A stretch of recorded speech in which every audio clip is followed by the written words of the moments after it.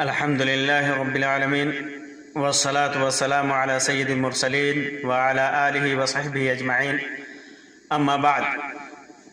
محترم سامعین و ناظرین، دینی و ملی بھائیوں اور بہنوں، صحیح بخاری اور صحیح مسلم کے اندر اور احادیث کی دیگر کتابوں کے اندر عبداللہ ابن عباس، ابو ہریرہ رضی اللہ عنہم اور دیگر اصحاب کرام سے اللہ کے رسول صلی اللہ علیہ وسلم کی پہلی دعوت کا تذکرہ مختصر انداز میں اور بعض میں تفصیل کے ساتھ ذکر ہے، جس کے اندر اس بات کا بیان ہے کہ جب اللہ کے رسول صلی اللہ علیہ وسلم کو نبوت ملی، آپ کو نبوت سے سرفراز کیا گیا، تو اللہ تبارک و تعالی نے آپ کو پہلی دعوت کا حکم دیا، اور اس دعوت کا حکم، اس کی شروعات پہلے اپنے خاندان اور قبیلوں سے کرنے کا حکم دیا کہ آپ شروعات کریں اپنے گھر والوں سے، اپنے خاندان والوں سے اور قبیلے والوں سے۔ چنانچہ اللہ تبارک و تعالیٰ نے آپ کو حکم دیتے ہوئے فرمایا، وَأَنذِرْ عَشِيرَتَكَ الْأَقْرَبِينَ،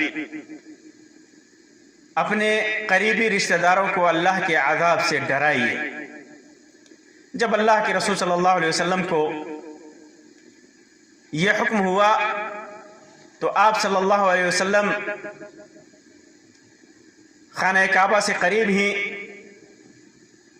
صفا نامی پہاڑی پر چڑھ گئے اور وہاں سے آواز لگائی، یا صباحا یا صباحا، اس کی آواز لگائی۔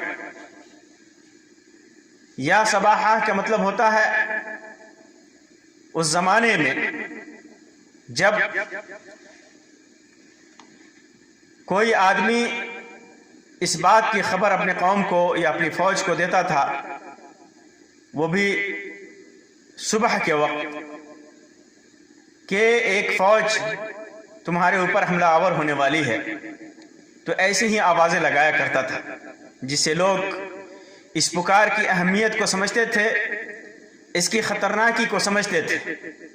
یا صباحا یا صباحا، یعنی صبح کے وقت کسی نے حملہ کر دیا، فوج، دشمن کی فوج حملہ کرنے والی ہے۔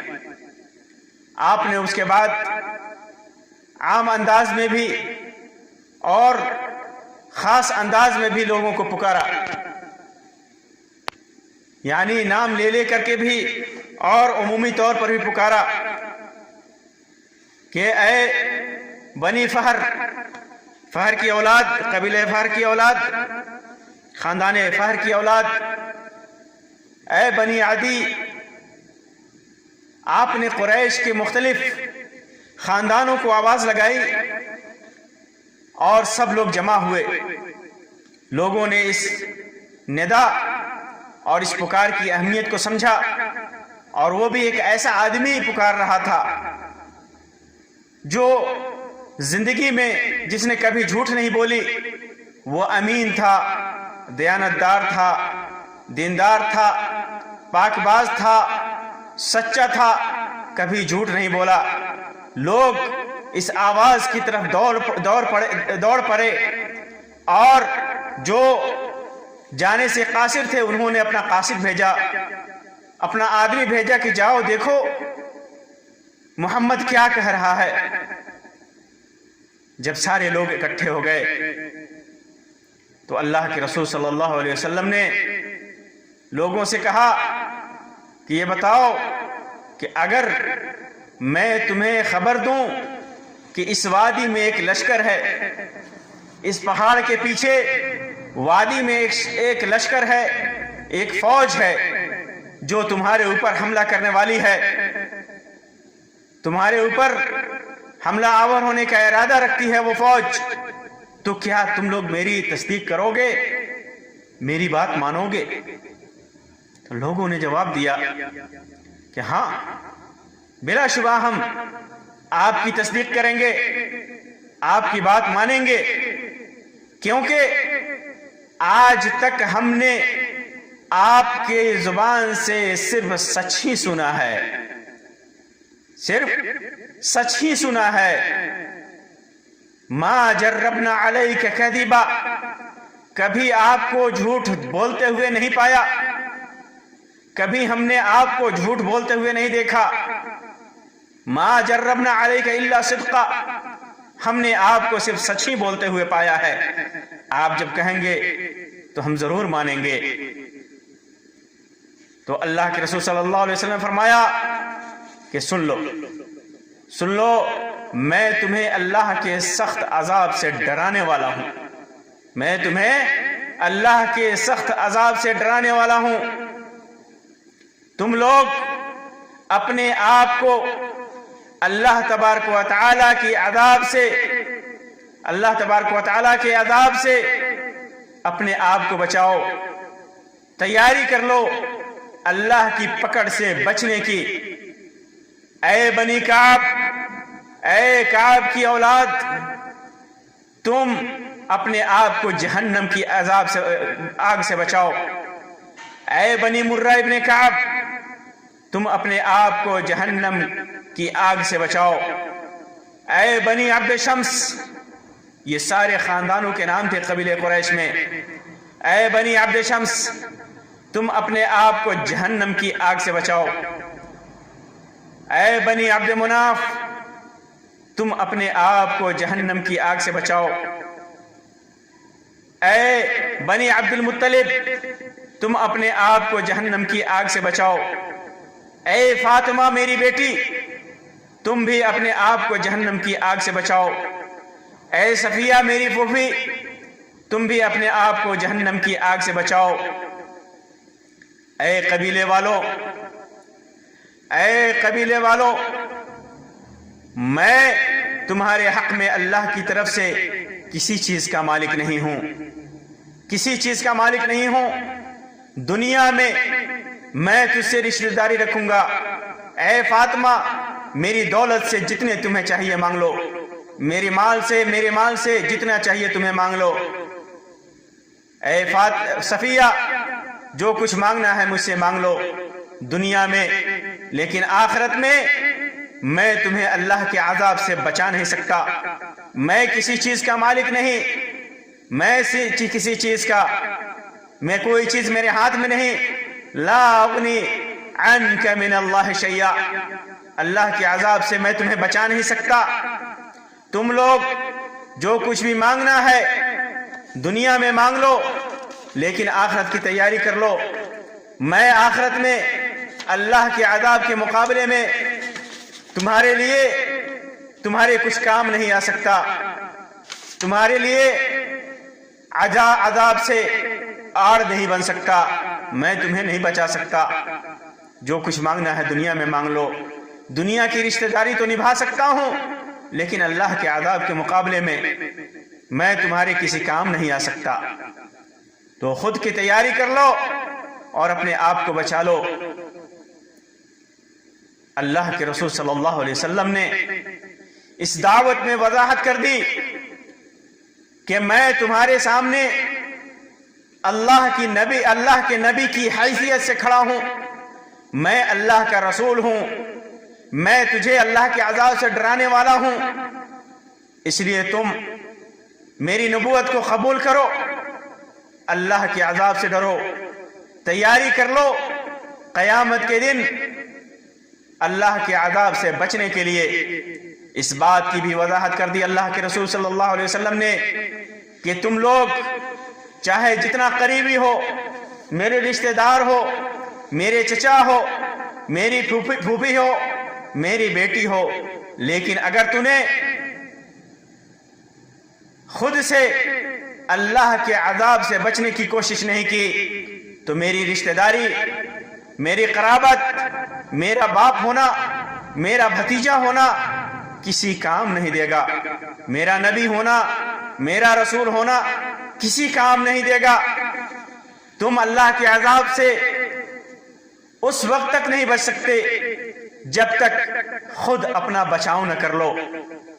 اس لیے اے میرے خاندان کے لوگوں، اے میری قوم کے لوگوں، اے میری پھوپھی، اے میرے چچاؤں، اے میری بیٹی، تم سب قیامت کے دن کی تیاری کر لو میرے اوپر کہ میں تجھے آڑ دوں گا، میں تیرا بچاؤ کروں گا۔ اس پر بھروسہ مت کرو۔ معلوم کیا ہوا کہ انسان چاہے جتنا بڑا ولی ہو، جتنا بڑا نبی ہو، اللہ تبارک و تعالیٰ کے عذاب کے سامنے، اللہ تبارک و تعالیٰ کی قدرت کے سامنے، اللہ تبارک و تعالیٰ کی پکڑ کے سامنے کسی کی نہیں چلے گی۔ کسی کی رشتہ داری قیامت کے دن کسی کے کام نہیں آئے گی۔ کوئی یہ چاہے کہ کسی کا دامن پکڑ کر جنت میں چلا جائے گا، عذاب سے بچ جائے گا، یہ ناممکن ہے، یہ ممکن ہی نہیں ہے۔ ایک نبی بول رہا ہے، ایک نبی کہہ رہا ہے کہ میں رشتہ داری کی وجہ سے تمہارے کام آؤں گا، ایسا ہرگز ہرگز نہیں ہوگا۔ دنیا میں احسان کروں گا، دنیا میں مدد کروں گا، دنیا میں بھلائی کروں گا، دنیا میں خیر کا معاملہ کروں گا، لیکن آخرت میں اللہ کے عذاب سے میں بھی بچا نہیں سکتا۔ اس لیے تم خود اپنی تیاری کر لو۔ یہی وجہ ہے کہ اللہ کے رسول صلی اللہ علیہ وسلم کا چچا ہونے کے باوجود جب ابو طالب نے اسلام قبول نہیں کیا تو ان کو اللہ تبارک و تعالیٰ کے ہاں اللہ کے نبی صلی اللہ علیہ وسلم کا بھتیجا ہونا، محبوب ہونا کام نہ آیا، چنانچہ انہیں عذاب دیا جائے گا۔ لیکن چونکہ انہوں نے نبوت کی، رسالت کی، نبی کی اور نبی کے لائے ہوئے دین کی نصرت کی تھی، مدد کی تھی، لیکن اسلام قبول نہیں کیا تھا، اس وجہ سے انہیں سب سے ہلکا عذاب دیا جائے گا، سب سے ہلکا عذاب دیا جائے گا۔ آگ کے جوتے پہنائے جائیں گے جن سے دماغ تک اس کی گرمی پہنچے گی، دماغ کھولتا ہوا ہوگا۔ اس لیے جو انسان اس بات پر بھروسہ کر کے بیٹھا ہے کہ وہ قیامت کے دن اپنے پیر کی، اپنے فقیر کی، اپنے نبی کی اور کسی ولی کی سفارش سے جنت میں چلا جائے گا، وہ بہت بڑا گمراہ ہے، وہ بہت بڑا ہدایت سے بھٹکا ہوا انسان ہے، وہ نہایت ہی غلط سوچ والا انسان ہے۔ ایسا ہرگز نہیں ہو سکتا۔ انسان کا اپنا عمل کام دے گا۔ اگر انسان موحد ہے، اگر انسان صحیح معنوں میں مومن ہے اور موحد ہے، اگرچہ گنہگار ہے، تب جا کر کے اس کے کچھ اعمال، کچھ کی نیکیاں، کچھ شفاعتیں، کچھ سفارشیں اس کے کام آئیں گی، ورنہ ہرگز ہرگز کام نہیں آئیں گی۔ اگر انسان کافر ہے، اسلام کا منکر ہے، رسول کا منکر ہے، اللہ کے دین کا منکر ہے، اللہ کے دین کا ملحد ہے، اللہ کے دین میں، اللہ تبارک و تعالیٰ کی ذات میں مشرک ہے، اس کی صفات میں مشرک ہے، اس کی قدرت میں مشرک ہے، اللہ کے ساتھ شرک کرنے والا ہے، اللہ کے علاوہ دوسروں کو پکارنے والا ہے، دوسروں سے مدد مانگنے والا ہے، تو ایسا انسان ہرگز ہرگز نہیں بخشا جائے گا۔ کسی کی شفاعت، کسی کی سفارش، کسی کی قرابت، کسی کی رشتہ داری اس کے کام نہیں آئے گی۔ اس لیے آخرت میں اللہ کے عذاب سے بچنے کے لیے ہمیں خود تیاری کرنی ہوگی، ہمیں خود اس کے لیے تیاری کرنی ہوگی۔ شرک اور کفر سے بچنا ہوگا، گناہوں سے بچنا ہوگا، اپنے ایمان اور اسلام کو مضبوط کرنا ہوگا، توحید کو اپنانا ہوگا، رسول کی رسالت کو اپنانا ہوگا۔ اللہ تبارک و تعالیٰ سے دعا ہے کہ اللہ تبارک و تعالیٰ ہمیں صحیح معنوں میں مومن بنائے، موحد بنائے، شرک سے دور رکھے، گناہوں سے دور رکھے، گناہوں سے پاک رکھے۔ اللہ تبارک و تعالی ہمیں ان اعمال کی توفیق دے جو ہمیں جنت سے قریب کر دے، اور ان اعمال سے بچائے جو جہنم سے قریب کرنے کا سبب ہیں اور وسیلہ ہیں۔ اللہ تبارک و تعالی ہمارے اعمال، نیک اعمال کو قبول فرمائے۔ آمین یا رب العالمین۔ وآخر دعوانا ان الحمد للہ رب العالمین، وصلی اللہ علی خیر خلقہ وسلم، والسلام علیکم ورحمۃ اللہ وبرکاتہ۔